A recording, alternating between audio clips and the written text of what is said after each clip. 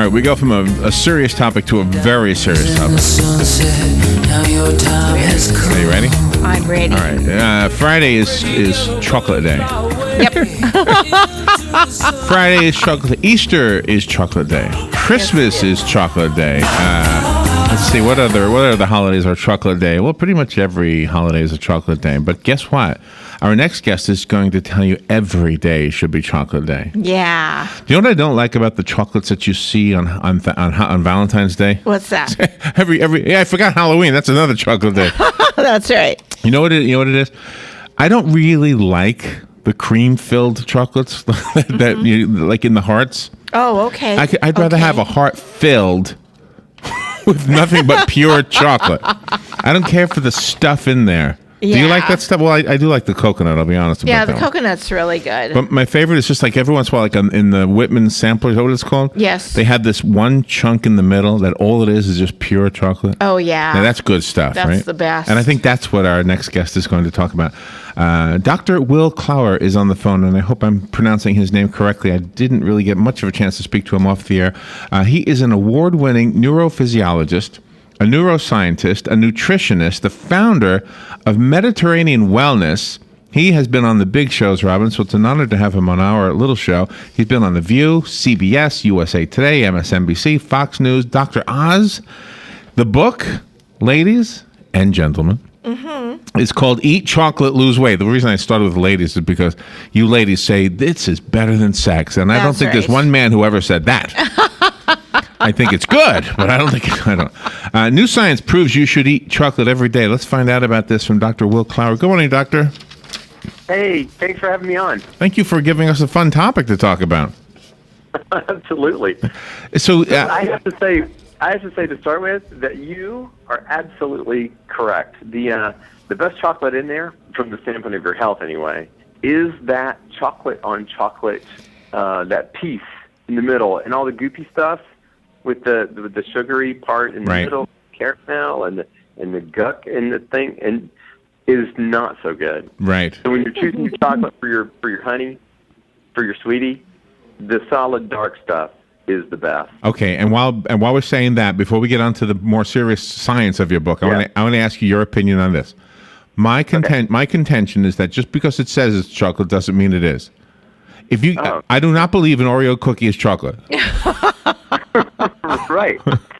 That it should have quotes around it. Like there's chocolate and there's quote chocolate. Right. Yeah, it's totally not. And there's chocolate flavored, and there's chocolate smelling, and there's chocolate colored, and there's chocolicious, and people just use that to sell the product, right? But it's not chocolate. All right, so now that we got that out of the way, and by the way, I could have gone on. I didn't want to just stop with Oreos. I could have said Little Debbie's, all that other stuff. There's not chocolate. Yeah. I know. It's brown plastic. Okay. It's brown wax. That's what I got right here. I brought my chocolate and they're Little Debbie's, and now I'm crushed. I got to get a real Hershey bar. Well, we're not saying it's not good. We're just saying it's not chocolate. That's right. And chocolate is what we're talking about because it's healthy for us, isn't it?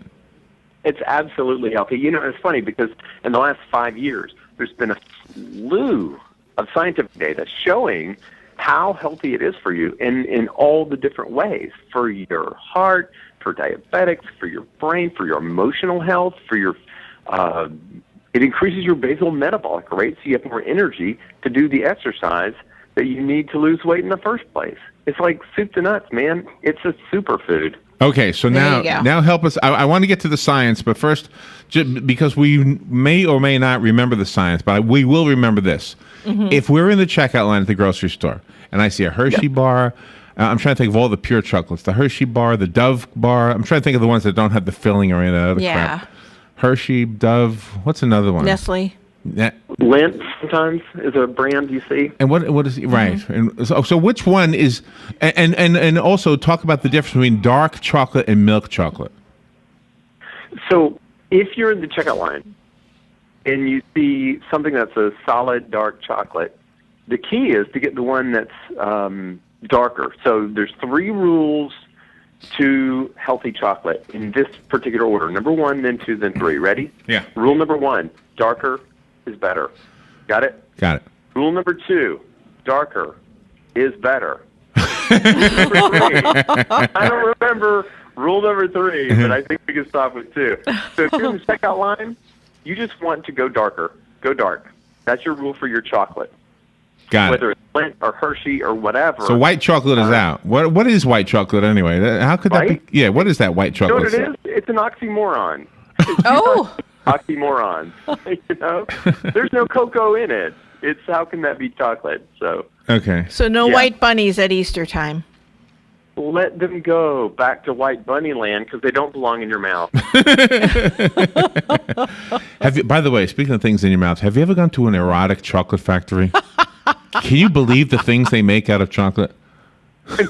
You know, I can't remember the last time I've gone to an erotic. Oh, let me tell you something. They sell everything, and they got some clever names too. Oh, yes, they do. I bet. Yeah. Pure chocolate, Yeah, too. if you're not supposed to be looking at it, it's in there. Let me ask you about this. On the book, it says lose up to 20 pounds in 8 weeks. Explain how you do that with chocolate. So, with the chocolate, what we do in this book, Eat Chocolate, Lose Weight, is to use chocolate in association with your meals. And one of the ways that we do that is we have something called the starter and the ender that goes in front of your meal. And what happens is, because of the cocoa butter and the fiber that's in chocolate, it can help reduce cravings at the meal itself. And what we Really? find is, yeah, totally. You guys, in my day job, I provide wellness programs for corporations, hospitals, wellness centers globally. So I've got tens of thousands of people under my belt that have gone through this program. And what I find is, these are data, that when you add chocolate in this way, or a starter in this way, you reduce the amount you're hungry for by 1/2 to 1/3. So there go your calories. And the same thing happens after we call it the ender. After you eat your meal, by adding that chocolate, and again, these are data, the number of cravings between meals on average reduces by about 1/2. So you're just not eating as much, so you lose the calories, so you lose the weight.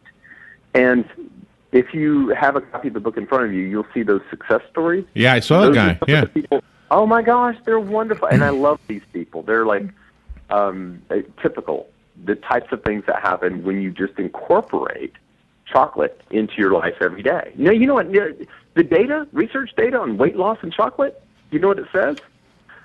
Consistent consumption of dark chocolate is associated with weight loss, not the volume, but just being consistent every day, every day, every day. A little bit. Associated with weight loss. A little bit. Okay, now, one of the recipes in the book calls for unsweetened cocoa powder. So that's the same thing, huh? Yes, and you know what? That's it's a great point, Larry. The unsweetened cocoa powder is different from. There's 2 types of cocoa powder, and this makes a really good point. One is called Dutch processed cocoa, or you might see it as processed with alkali. That cocoa powder has 60 to 90% fewer of the antioxidants that help you control your weight than the natural unsweetened. Oh, really? Yeah, and so the stuff that's in cocoa powder that helps your body grow capillaries into your muscles to help you increase your basal metabolic rate, there's 60 to 90% more of it in the natural unsweetened than there is in the Dutch processed. So when you're choosing your cocoa, get the one that's going to help you out more. Natural unsweetened cocoa. Okay. Now, now let me ask you this about just a regular chocolate bar. Isn't it made with sugar? Well, all of them are to some degree, except for obviously 100% cocoa powder. Okay. But they're reciprocal. So the higher the cocoa, the lower the sugar. They're like buckets in a well. One goes up, the other goes down. So if you have a milk chocolate, it's got more sugar in it. If you have darker chocolate, as you go up the scale, it will have less sugar. Ah, okay. And that's one of the reasons why you lose weight as well, because you're dropping the sugar. And does this apply to people who have diabetes? Because does diabetic chocolate apply? Well, it's Diabetic candy. Yeah, I mean, especially for diabetics. As you work your way up to darker chocolate, you're losing the sugar. One of the things that, this is great data out of Italy, actually, what they showed is that the dark chocolate consumption is associated with better insulin control. So for diabetics whose sugar insulin system is whacked, you get better control of that with the polyphenols that are in dark chocolate. Oh, okay. Let me. So it ends up being very good for them as well. Dr. Will Clower is our guest. Doctor, am I saying your last name correctly? Clower, like flour, but with the C. Okay, and I have a question to ask if you don't mind. You mentioned you mentioned the success stories in the book, but could you tell a success story so that our listeners can hear one? Tell us a success story. Michelle came to me in one of our corporate wellness programs, and she was very overweight and also an uncontrolled diabetic. Her blood glucose, you guys listening who know sugars, you know your sugar should be at 100 or below. Hers was an average of 300. Ooh.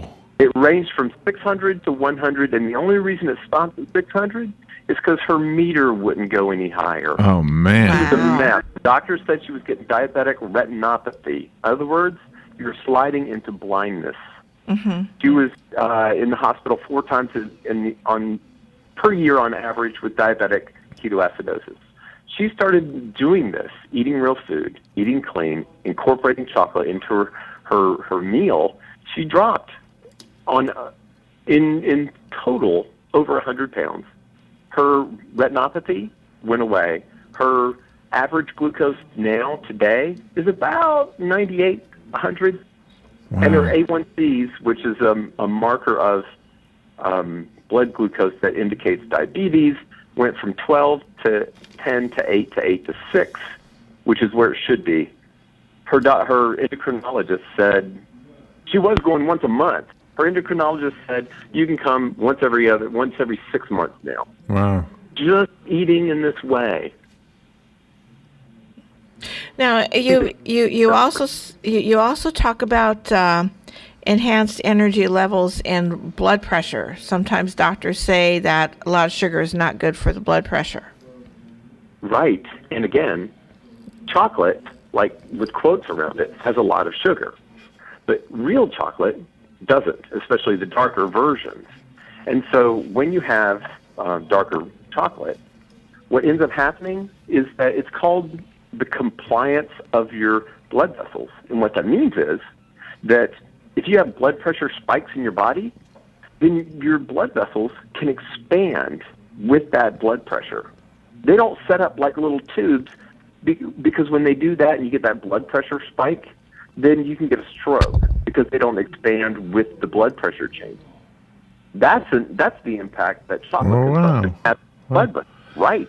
Exactly. Okay, you've already given us enough that we've got more questions than we probably have time. The book will answer those questions. The book is called Eat Chocolate, Lose Weight. New science proves you should eat chocolate every day. Dr. Will Clower wrote the book, and I have a couple of questions based on what you said. One of the things you said was that the right kind of chocolate, the dark chocolate without all the sugar, would help, it sounded like you said, promote capillaries growing into your muscles? Yes. I have to say, one of the things I was most surprised by was that line of research showing that high cocoa chocolate and the particular polyphenols that are in the chocolate can help promote capillaries to grow into muscular tissue, not just your skeletal muscle, but also cardiac muscle. That brings more oxygen, it brings more nutrients, and those little things in your muscles that produce energy for you, they're called mitochondria. It can help create more mitochondria and make them more efficient. So in the end, when you look at athletes or people who are exercising, they have a higher time to exhaustion after they've consumed high cocoa chocolates for 2 weeks. Wow. So, yeah, I know. And it's because of that physiology, at the level of the muscle and the little organelles. But the downstream effect of that is that me and you, we just have more energy in the day. Wow. So one of the things somebody might say is that about the teeth. We haven't talked on that, but you do touch on it in the book. If I eat chocolate, isn't that going to be bad for my teeth? And the answer is, it goes back to the same principle that we started with at the very beginning, and that is, if you have real chocolate, then the chocolate itself is an antibiotic. It is an antibiotic. And what the research is showing is that the polyphenols in dark chocolate they can help prevent cavities, actually. Now, the sugar and the goop and those little Debbies on your desk, Yes. right, those will promote cavities, obviously. So when you say chocolate, everybody assumes it's a candy. And that's a cultural assumption me and you, we have to get over. Because actual chocolate is actually, like I said, it's an antibiotic. And so that's the kind of chocolate that we need to move toward and away from the candy chocolate that is bad for your teeth, it's bad for your skin, it's bad for your body, it's bad for your blood pressure, and toward the good chocolate. Does that make sense? Yeah, it does. By the way, I just found the picture of Michelle Fennell, who you referred to earlier, and she's a hottie now, huh? She became a hottie. Now, it says here that she's the sweetest person on the planet. I love her. She's just the nicest person. She looks like she is, yeah. It says here that she hold on, I'll read it through. She mixes melted coconut oil, dark chocolate, and stevia, which we learned is a natural sweetener, right? And pours the mixture over frozen raspberries. That's part of what she eats on a regular basis, I guess. Oh, that sounds really good. That does sound good. Right? Right? I'm looking for that now. And you have intense credibility because you being a neuroscientist, you are able to study everything on the inside of the body and also how it relates to the different foods. That's right. My background is actually behavioral neuroscience. And so what I understand is how your brain controls behavior, and behavior impacts your brain. And what I've done is to kind of leverage that understanding to the science of eating behavior around chocolate consumption. So, you eat chocolate and it impacts your brain. It impacts your satiety levels. It impacts a lot of things that kind of, it's a circle, right? The brain impacts behavior, behavior impacts the brain. And what I do in Eat Chocolate Lose Weight is to talk about how chocolate fits into that picture. So, let's say I could go out right now and find a heart-shaped Valentine's full of chocolate, and all the chocolate in that box was pure dark chocolate, right? Right. The person who I gave it to, let's say, hey, I'm giving this to you because I want you to be healthy. I spoke to this doctor, and he told me this is good for you. So how much should she eat per day? Should she take just one? Because you know how it is. You open those things and they're gone by noon. Definitely. Right. I'm quicker than so that. So what is your advice? So the size of the chocolate that normally comes in those boxes is about an inch or so. Would you say one a day, one a meal? What would you say? I would say, well, first of all, the amount that you should have is dependent on how much cocoa there is. So if you want more chocolate in your life, then you need to up the cocoa percentage. And in, I think, the first chapter, I have a schedule. You guys may be able to find that just by looking in there. It's right around Michelle's picture, actually, that shows the higher the cocoa percentage, the more you get to have. And so if you have like a 70% chocolate, and it's about 1 inch, which is about perfect, then you could have one before your lunch, one after your lunch, one before your dinner, one after your dinner. So that would be a good amount for you. Wow. And that's how people are able to lose weight, because if they indulge right away, they stop the cravings, and then they're not looking for other things just to eat when they're not hungry. That's correct. That's spot on. And then what ends up happening is you make it all the way through the afternoon and you're just not hungry. And you make it through your meal, and you find that you're not as hungry for as much. And so what you end up doing is this, and this is important. You end up training your body, your physiology, on high-quality consumption and low-quantity consumption. When you do that, gosh, you get to have the best foods in the world. You just don't want so much that you make them bad for you by over-consuming them. Mm-hmm. All right. This is maybe a dumb question, and maybe everybody knows this but me. No dumb question. Okay. Cocoa is spelled C-O-C-O-A, right? COCOA? Yeah, Cocoa. sometimes. So what is CACAO? Cacao. What is that? It's just a different spelling for the same thing. Oh, that's cocoa? okay. Cacao is So it's cocoa? the same thing. Yeah. Okay. Same thing. So what is it? okay. What is it? So what? How do you pronounce it? Cacao? Cacao. Cacao. So what is a cacao nib? I'm looking at a recipe. It says Yeah. roasted beet salad with blackstrap vinaigrette, and it calls for a half a cup of cacao nibs. What the heck is that? They're just, you can get those at in your baking section, Okay. and they're just part of the cocoa bean. And so they're little crunchy bits Okay. that are, they're just little crunchy bits that are pure cocoa. So it's not chocolate chips. Negative. So could you have okay, so let me ask you this. You have a chocolate chip cookie. Yeah. Two questions. What's better, chocolate chip, the Toll House kind, or would you get a dark chocolate chip, or the cacao nib chip, I guess, whatever cookie? Mm-hmm. Or would you say no Yeah. cookies? The cacao nib, because it's all cocoa, would be better. Remember, more cocoa is better. So that makes it an easy rule to follow. Now, the best cookie is the one that's back there in the recipe book. And what you can do is you can substitute 1-to-1 a little bit of cocoa, that raw, unsweetened cocoa, for flour to sort of supercharge the cookies. Oh. The problem That with the sounds cookies- good. Yeah. Oh my God, it's so good. You have to try those recipes, you guys. The chocolate chip cookie recipes, because it's awesome. All right. You also have omelet. You have an omelet in here with chocolate in it. Yeah. Well, cocoa. It's amazing how many things cocoa works for when you're cooking with it. Any savory item, it works. Like a chili, a stew, it just deepens the flavor. Okay, but we've got to make sure we get the right cocoa.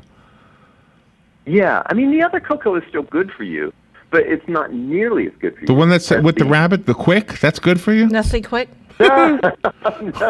Yeah, we're going to let that one go. Okay, so Oh, that's Swiss not what we're Miss is talking the about. cow Okay. eater. All right, we're talking about the Hershey brown can, right? Yeah, when you look at the ingredients, it says cocoa. That's what you want.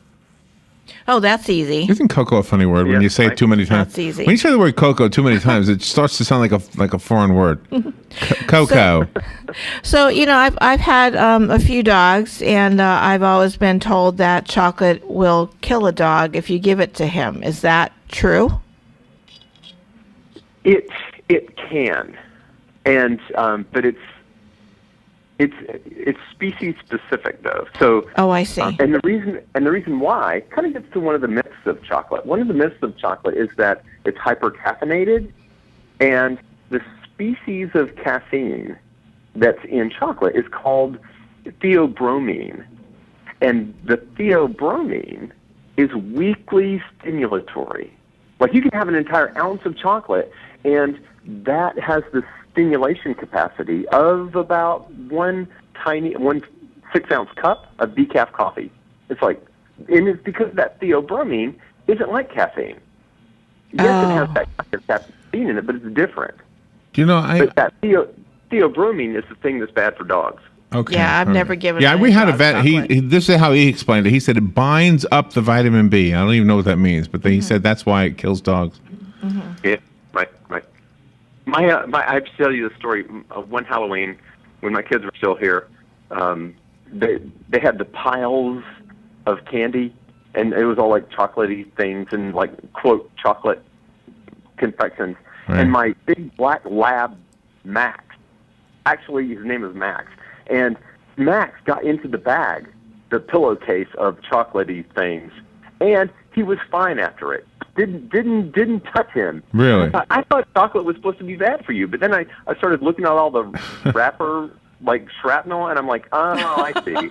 This isn't actually chocolate. That's like, okay. Oh, that's interesting. Oh, wow. Yeah. Fascinating Here's stuff. here's the cool thing about Valentine's Day week. We talk about sex and we talk about chocolate. That's right. After the conversation yesterday with the woman about sex, man, I was going nuts after the show. Today I can do something about it because today I'm in the mood for chocolate. Yesterday I couldn't do a thing about it. No. Office has eyes. Oh man! But I can go get some chocolate. We broadcast from a mall. Somebody in this mall must have some chocolate right now. That's right. They All must. Real chocolate. Yeah. They're going to see us running through there. Where's the chocolate? I gotta get some chocolate. Where? That's right. That's right. Fun topic. I have a copy of Dr. Clower's book right here. It's called Eat Chocolate, Lose Weight. If you would like the copy I have, call me right now, 622-9622, and I'll leave it here for you at the radio station. That phone number I just told you, by the way, is a sponsored number, so I need to tell you the sponsor. Mm-hmm. It is the WOCA Climate Control Source Hotline. The rest of us have to go buy it. So Dr. Clower, I should say, do you have a website, and how else do we buy the book? I do. The book is available in Barnes & Noble. Barnes & Noble is actually featuring it now, so it should be in the front table as you go in. It's also Amazon and online retailers. But on my website, if you go willclower.com, I've also got a video there of me at the Cancer Institute talking about all the health benefits of chocolate. And you can also get the book there. So you can just go to my website and find out more about us and what we do. That's willclower.com. All right, and I know the answer to this already, but just for the sake of those skeptics, you do not work for Hershey or Nestle's or any of those companies, right? Nay. All right, let me give away this one. Good morning. You've got the book. Who's this? This is Grady. Grady, you got the book. You can eat chocolate and lose weight. The book will be waiting for you right here. Thank you very much. It's free. That's right. I thought you said how much. He said thank you very much. Oh, I thought you said thank you. How much? Yeah, no, I said thank you very much. All right, got it. Fun topic, Doctor. Thank you so much for being on the air with us. And Absolutely. So, Good talking to you guys. Can I ask you a personal question? Oh, you can. Do you have a sweetheart? I do. I have a wife of 22 years. And what are you going to give her on Friday? On Friday, we like to cook together, so we're going through tonight. Actually, we're going through our recipe books to get our what we're going to make for each other, and so we're deciding that tonight, and then we're just going to have a romantic meal dinner together. And you know what? We have chocolate every day. Did you ever have a weight problem? Did you or your wife ever have a weight problem? I was about 25 pounds over what I am now before I started eating this way. But, really? Not really. Yeah, no. Something that I would love for you guys to do is when you look in the book, what you'll see is that at the end of every chapter, there's this Take the Chocolate Challenge part.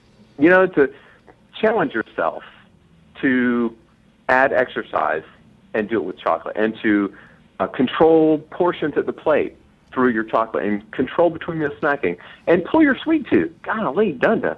You can pull your sweet tooth using chocolate to do it in any case. There you go. Throw away the Debbie and pick up the Hershey. That's right. Yeah, your taste things, so you don't crave it as much.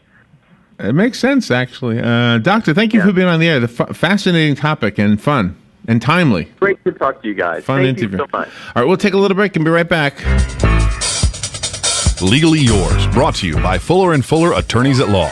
On the air every Wednesday morning at 10:30 a.m. with John Fuller, a board-certified civil trial lawyer for over 25 years. John welcomes your questions, from business to complex family matters to legal disputes. So tune in every